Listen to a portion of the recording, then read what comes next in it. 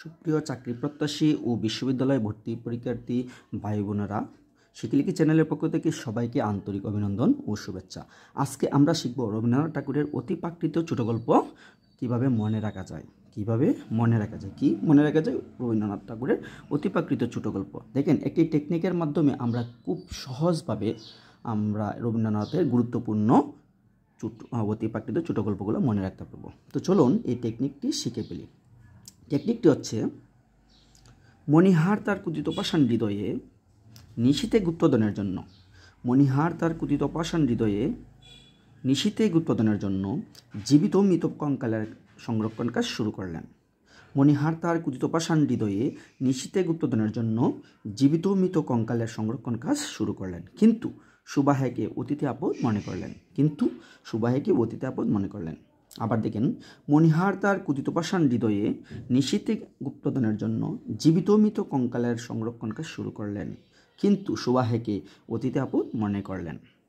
দেখেন, আমরা এই যে টেকনিকটা শিখলাম, এই টেকনিকের থেকে আমরা কিভাবে রবীন্দ্রনাথ ঠাকুরের অতিপ্রাকৃত ছোট গল্পগুলো আমরা সিলেক্ট করি।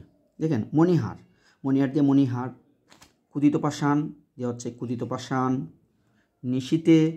নিশীথে গুপ্তধনের দিয়ে হচ্ছে গুপ্তধন, তারপর হচ্ছে জীবিত মৃত দিয়া জীবিত মৃত, এটা দেখা যাচ্ছে না, জীবিত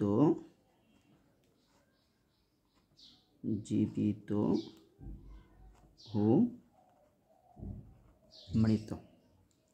তারপর হচ্ছে কঙ্কালের দিয়ে হচ্ছে কঙ্কালের দিয়া কঙ্কাল। তারপর শুভা দিয়ে হচ্ছে শুভা, অতিথি দিয়ে হচ্ছে অতিথি, তারপর হচ্ছে আপদ দিয়ে হচ্ছে আপদ।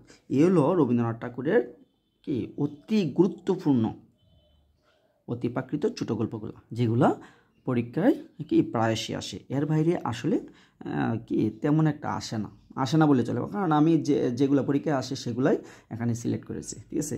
এর বাইরে আপনাদের আশা করি লাগবে না, পরে যান দেখবেন এর বাইরে আসলেও আপনারা পারবেন। তো আজকে এই পর্যন্ত রাখছি। সবাইকে আবারও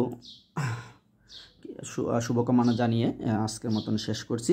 আগামী ভিডিওতে আপনারা দেখবেন রবীন্দ্রনাথ ঠাকুরের প্রেমের ছোট গল্প নিয়ে, ঠিক আছে। এই পর্যন্ত সবাই ভালো থাকুন, সুস্থ থাকুন।